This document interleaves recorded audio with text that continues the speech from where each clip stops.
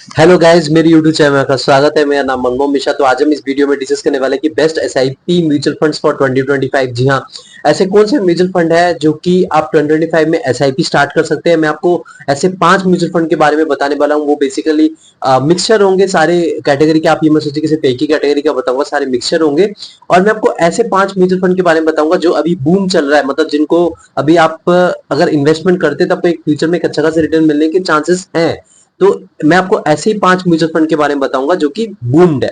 तो यहाँ पे सबसे नंबर 5 पे बात करें तो 5th नंबर पे आता है वो आपका पराग पारिक फ्लेक्सी कैप फंड। तो फ्लेक्सी कैप कैटेगरी का ये सबसे नंबर 1 फंड है। जैसे कि आपको पता है कि मतलब फ्लेक्सी, जब यहाँ पे फ्लेक्सी बात आती है मतलब यहाँ पे फ्लेक्सिबिलिटी है। तो यहाँ पे फंड मैनेजर को फ्लेक्सिबिलिटी रहती है कि मतलब वो पर्टिकुलर म्यूचुअल फंड्स में कोई भी कैटेगरी को मतलब प्रायोरिटाइज देके वो अपने पोर्टफोलियो में रख सकते हैं। इसमें कोई एक सेबी का गाइडलाइन नहीं होता कि मतलब आपने 25% लार्ज कैप के स्टॉक्स रखने हैं या फिर मिड कैप के स्टॉक्स रखने हैं, ऐसा कुछ नहीं होता। लेकिन मोस्टली अगर आप देखेंगे जितने भी फ्लेक्सी कैप कैटेगरी के म्यूचुअल फंड है वो लार्ज कैप में ही ज्यादातर इन्वेस्टमेंट करते हैं। लेकिन फिर भी आप खुद रिसर्च करके इन्वेस्टमेंट, क्योंकि ऐसे नहीं कि मतलब आपने एज्यूम कर लिया और फिर जाके इन्वेस्टमेंट कर लिया कि हाँ फ्लेक्सी कैप में ज्यादा लार्ज कैप में होता है, ऐसा नहीं होता। लेकिन हाँ मोस्टली इसे यही होता है। और पारंपरिक फ्लेक्सी कैप की बात करें तो यहाँ पे 70% तक का तो पोर्टफोलियो में लार्ज कैप का ही एलोकेशन होता है, बाकी के बच्चे 30% तो वो मिड कैप या स्मॉल कैप में करते हैं और आपको एक अच्छा खासा रिटर्न दिलवाने की कोशिश करते हैं। और मैं आपको बताऊं फ्लेक्सी कैप कैटेगरी में पारंपरिक फ्लेक्सी कैप फंड सबसे ज्यादा अच्छा फंड इसीलिए है क्योंकि यहाँ पे आपको फॉरेन के भी स्टॉक्स देखने को मिलेंगे। जैसे आपकी बड़ी कंपनीज होगी फॉरेन की, गूगल हो गया, मेटा हो गया, जैसे फेसबुक हो गया। तो ऐसे कई सारे जो स्टॉक्स है वो आपको इस पर्टिकुलर म्यूचुअल फंड में देखने को डेफिनेटली मिलेंगे। यहाँ पे अगर आप इसका रिटर्न देखेंगे पास्ट 3 इयर्स में तो 17% तक का एनुअलाइज रिटर्न है। तो 17% तक एनुअलाइज रिटर्न, मैं आपको एक चीज बता दूं, इसने अगर ऑल टाइम इसका रिटर्न देखेंगे तो आपको 6 महीने पहले तो आपको 20 से 21% तक का आपको देखने को मिलेगा। लेकिन अभी अगर आप देखेंगे तो आपको थोड़ा बहुत नीचे जाता हुआ देखने को मिलेगा। रीजन ये कि पास्ट के 6 से 7 महीने में आपको देखा होगा कि मार्केट करेक्शन जो है वो बड़े हाई लेवल पे हुआ है। आप देखेंगे ऑल ओवर निफ्टी जो है 15% तक का गिर चुका है। तो यहाँ पे देखा जाए तो इसका इम्पैक्ट डेफिनेटली इस पर्टिकुलर म्यूचुअल फंड में भी मिला है। तो ये आप एक राइट टाइम एक अपॉर्चुनिटी मान सकते हैं और यहाँ पे इन्वेस्टमेंट अपना एसआईपी स्टार्ट कर सकते हैं। लेकिन ये टोटली डिपेंड करता है कि आपका फंडामेंटल एनालिसिस आपने बाकी लोग के बाकी म्यूचुअल फंड पे भी रिसर्च करिएगा और उसी के बेसिस पे ही इन्वेस्टमेंट करिएगा। नंबर 4 पे आता है वो आपका Nippon India small cap fund. तो एक स्मॉल कैप कैटेगरी का म्यूचुअल फंड है। तो ये एक पॉपुलर स्मॉल कैप कैटेगरी का म्यूचुअल फंड है। अगर इसका ऑल टाइम रिटर्न देखेंगे तो 23 से 24% तक का मैसिव रिटर्न देखने को मिलेगा, जो कि बहुत ही ज्यादा रिटर्न है। अगर आप देखिए हर साल आपको 23 से 24% ऐसा कोई भी म्यूचुअल फंड देखने को नहीं मिलेगा जो कि इसमें देखने को मिल रहा है। लेकिन हाँ एक चीज बता दूं, ये आपको ऑल टाइम रिटर्न देखने को मिल रहा है। अगर आप इसको 6 से 7 महीने पहले देखते तो आपको 27 या 28% तक का मैसिव रिटर्न देखने को मिलता।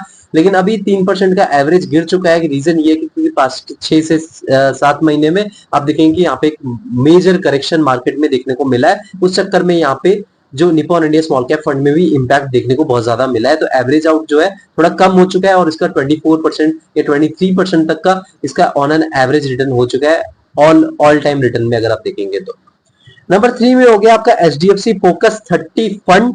तो ये बेसिकली 30 स्टॉक्स पे ही मेजर इनका फोकस रहता है और इसी के डेवलपमेंट पे, इसी के ही फ्यूचर में अगर ये जो 30 जो स्टॉक्स है अच्छा खासा परफॉर्मेंस देते हैं, आपको ये पर्टिकुलर म्यूचुअल फंड ही अच्छा खासा रिटर्न देता है। तो यहाँ पे अगर आप इसका 3 इयर्स का एनालाइज रिटर्न देखिए तो 26.04% तक का रिटर्न है। मैं आपको एक चीज बता दूं, जो अभी मैंने आपको इससे पहले वाला म्यूचुअल फंड बताया Nippon India small cap fund, और अभी जो ये वाला बता रहा हूँ एचडीएफसी फोकस 30 फंड, ये दोनों फंड बहुत ही ज्यादा रिस्की फंड होते हैं। क्योंकि रीजन ये होता है, स्मॉल कैप जो होता है वो छोटी कंपनीज में इन्वेस्टमेंट करती है। तो छोटी कंपनीज में जब इन्वेस्टमेंट होता है तो वहां पे आपका रिस्क बहुत ज्यादा रहता है, क्योंकि वो अभी ज्यादा वेल एस्टैब्लिश कंपनीज नहीं है, फ्यूचर में लॉस कर सकती है। और यहाँ पे एचडीएफसी फोकस 30 फंड में क्या प्रॉब्लम रहता है, प्रॉब्लम ये रहता है कि यहाँ पे आपका सिर्फ फोकस 30 स्टॉक्स पे ही किया जा रहा है। तो 30 स्टॉक्स जो है वो अच्छा खासा परफॉर्मेंस देंगे तभी आपको एक अच्छा खासा रिटर्न मिलेगा। और 30 स्टॉक्स में से अगर मान लीजिए 5 से 6 या 7 भी अच्छा खासा परफॉर्मेंस नहीं देती तो वहां पे आपका रिटर्न भी बहुत कम होने के चांसेस हो जाते हैं। तो यहाँ पे थोड़ा बहुत रिस्क ज्यादा बन जाता है। नंबर 2 में आता है वो आपका Motilal Oswal mid cap fund. तो Motilal Oswal mid cap fund का अगर आप 1 ईयर रिटर्न देखेंगे तो 48.60% तक का मैसिव रिटर्न है। 3 इयर्स का एसआईपी रिटर्न देखेंगे तो 26.15% तक का मैसिव रिटर्न है। 5 इयर्स का एसआईपी रिटर्न देखेंगे तो 29.18% तक का मैसिव रिटर्न है। तो अब देख पा रहे कि मतलब एक मिड कैप कैटेगरी का सबसे टॉप क्लास फंड कोई है तो वो आपका Motilal Oswal mid cap fund है। और मैं आपको बता रहा हूँ ये भी बूम चल रहा है। अगर आप देखेंगे हर जगह हर एक बंदा बोले यार Motilal Oswal mid cap fund का रिव्यू बनाओ, बट अगर आप इसमें फंडामेंटल एनालिसिस भी करेंगे ना तब आपको पता चलेगा, मतलब आप इस पे डिटेल रिसर्च भी करिएगा।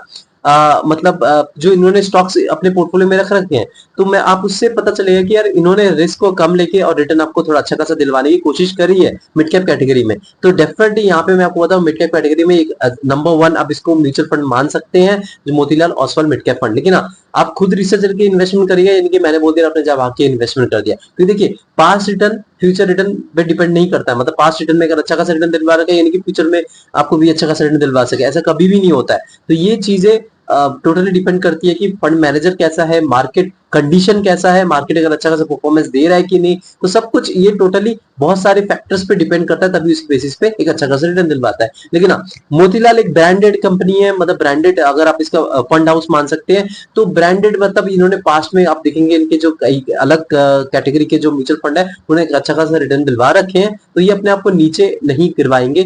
तो यहाँ पे एक डेफिनेटली एक अच्छा खासा रिटर्न आपको देखने को मिलेगा फ्यूचर में भी, अगर ये वो जो स्ट्रेटेजी फॉलो करते हैं वो आगे भी फ्यूचर में फॉलो करेंगे। तो नंबर 1 में होता है वो आपका आईसीआईसीआई प्रूडेंशियल इंफ्रास्ट्रक्चर फंड। तो देखिए ये एक इंफ्रास्ट्रक्चर फंड है। तो इंफ्रास्ट्रक्चर बेसिकली सेक्टरल फंड होता है। सेक्टरल मतलब एक पर्टिकुलर सेक्टर में आपका इन्वेस्टमेंट किया जाता है, जो इस पर्टिकुलर सेक्टर में जो सारी कंपनीज होती है काम करती है उसी पे इन्वेस्टमेंट किया जाता है। जैसे एग्जांपल ले लीजिए आपका एक आईटी सेक्टर्स होता है। आईटी मतलब वहां पे सारे टेक्नोलॉजी सेक्टर होते हैं। टेक्नोलॉजी मतलब जहां पे आपका कोडिंग रिलेटेड, मतलब जैसे आपका प्रोग्रामिंग लैंग्वेजेस हो गए, कंप्यूटर लैंग्वेजेस हो गए, उस पे बेसिस पे काम करते हैं। इंफॉर्मेशन टेक्नोलॉजी जो मैंने आपको बताया, तो उस बेसिस पे अगर काम करते हैं, डेवलपमेंट, वेबसाइट डेवलपमेंट, ये सब ऐसे कई सारी चीजें होती है जो आईटी सेक्टर्स का काम करते हैं। तो उनमें कई सारे कंपनीज, जैसे आपका एग्जाम्पल ले लीजिए इन्फोसिस, टीसीएस, विप्रो, आपका एचसीएल, तो ये सारी कंपनीज आईटी कंपनीज में आती है। तो एक सेक्टर हो गया, तो यहाँ पे रिस्क थोड़ा ज्यादा हो जाता है लेकिन आपको रिटर्न भी अच्छा खासा मिलने के चांसेस रहते हैं। लेकिन मैं आपको ज्यादातर हर एक वीडियो में बोलता हूँ कि आईटी सेक्टर सॉरी मैं आपको ये बता, सेक्टरल फंड जो होते हैं उनमें थोड़ा इग्नोर मारिए, क्योंकि ये जो होता है ये जो बेनिफिट देते हैं सीजनल बेनिफिट देते हैं। सीजनल मतलब इस साल एक अच्छा खासा परफॉर्मेंस दे दिया और अगले साल आप देखिए डूबेंगे। तो ये जो चीज होता है, और मैं आपको एक चीज भी बता देता हूँ कि जब एक एक स्टॉक गिरता है ना, मतलब मान लीजिए टीसीएस एचसीएल एक ही सेक्टर पे काम कर रहे हैं, एचसीएल स्टॉक गिरता है तो टीसीएस का भी गिरता है, टीसीएस का गिरता है तो एचसीएल का भी गिरता है। तो ये जो चीजें थोड़ा एक दूसरे के डिपेंडेंट हो जाते हैं, एक सेक्टर पे डिपेंडेंट हो जाते हैं, तो यहाँ पे एक प्रॉब्लम देखने को मिलती है। तो यहाँ पे लेकिन एक चीज बताओ, इंफ्रास्ट्रक्चर के बारे में बात करें तो इंफ्रास्ट्रक्चर होता क्या है। इंफ्रास्ट्रक्चर देखिए अभी जैसे आप कोई एक रिमोट इलाके में है, वहां रिमोट इलाके में आप देखेंगे तो कुछ ज्यादा इंफ्रास्ट्रक्चर नहीं है, मतलब स्कूल फैसिलिटी नहीं है, कोई आपको म्युनिसिपैलिटी नहीं दिखेगा, कुछ भी रोड फैसिलिटी, ट्रांसपोर्टेशन नहीं है। तो वहां पे जो ये सब प्रॉब्लम, मेडिकल फैसिलिटी नहीं है, ये सब प्रॉब्लम को जो फेस करते हैं उनको इश्यू को रिजॉल्व करने के लिए इंफ्रास्ट्रक्चर कंपनीज काम करती है। वो क्या करती है, चीजें बनाती है वहां पे, ये बनवाती है, जैसे मैंने कहा था कि हॉस्पिटल बनाती है, म्युनिसिपैलिटी के रिस्पॉन्सिबिलिटी लेती है बनवा के, उसके बाद आपका ट्रांसपोर्टेशन अच्छा बनाती है। तो ये सारा इंफ्रास्ट्रक्चर के अंदर ही आता है। तो डेफिनेटली इसमें एक बहुत बड़ा स्कोप है, क्योंकि देखिए इंडिया जो है ना 70% अभी रूरल एरिया में कवर्ड है। तो रूरल एरिया में मतलब वहां पे आपका अभी तक इंफ्रास्ट्रक्चर नहीं हुआ है। तो आप देख पा रहे हैं कि मतलब वहां पे अभी भी पोटेंशियल है कि डेवलपमेंट हो सके। लेकिन हाँ, ये वाला अगर यूएसए में होता, अभी मैं यूएसए के बेसिस पे मैं इसको डेफिनेटली इसको रेकमेंड नहीं करता, क्योंकि देखिए वहां पे ऑलरेडी बहुत जगह ज्यादा इंफ्रास्ट्रक्चर डेवलपमेंट हो चुका है, बहुत चीजें बन चुकी है हर जगह। तो वहां पे डेवलपमेंट का जो स्कोप है वो बहुत ही कम है। हाँ, मेंटेनेंस का स्कोप थोड़ा ज्यादा रहेगा, क्योंकि चीजें मेंटेनेंस, जब आप चीजें बना देते हैं तो वहां पे मेंटेनेंस करना पड़ता है। लेकिन हाँ, बनाने में इंफ्रास्ट्रक्चर के बेसिस पे वहां पे एक नेगेटिव फीडबैक, मतलब चीजें रहेगी वहां पे। लेकिन अभी as a developing nation India में यहाँ पे डेफिनेटली एक बहुत बड़ा स्कोप है। तो उस बेसिस पे देखा जाए आईसीआईसीआई प्रूडेंशियल इंफ्रास्ट्रक्चर फंड जो है, इसका 1 ईयर का सिप रिटर्न, एसआईपी रिटर्न देखेंगे तो 41.23% तक का रिटर्न है। 3 इयर्स का एसआईपी रिटर्न देखेंगे तो 16.37% तक का रिटर्न है। और 5 इयर्स का एसआईपी रिटर्न देखेंगे तो 30.01% तक का मैसिव रिटर्न है।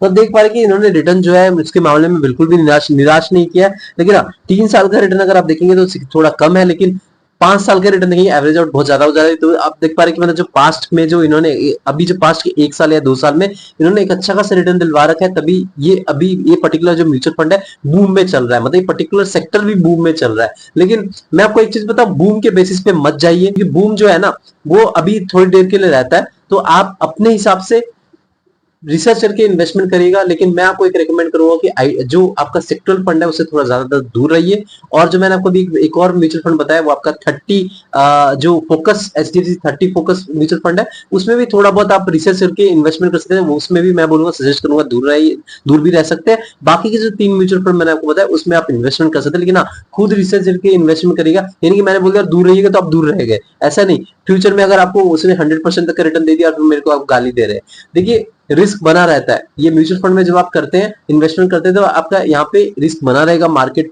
विद मतलब सब्जेक्ट टू मार्केट रिस्क, आपने सुना ही होगा, सब्जेक्ट टू मार्केट रिस्क रहेगा। ये नहीं कि आपका पैसा लेके कोई भाग जाएगा, ऐसा कभी नहीं होगा। सब्जेक्ट टू मार्केट रिस्क रहेगा। मार्केट अच्छा खासा परफॉर्मेंस देगी, आपको एक अच्छा खासा रिटर्न मिलेगा। मार्केट अच्छा खासा परफॉर्मेंस नहीं देगी, आपको एक अच्छा खासा रिटर्न नहीं मिलेगा। तो ये सिंपल सी बात है और सिंपल सी लॉजिक है। लेकिन हाँ, ये जो 5 म्यूचुअल फंड मैंने आपको बताया, ये मेरा रिकमेंडेशन नहीं है। आप इसमें खुद रिसर्च करके इन्वेस्टमेंट कर सकते हैं। मेरे चैनल को सब्सक्राइब कर दीजिए। मैं सिर्फ लाता रहता हूँ।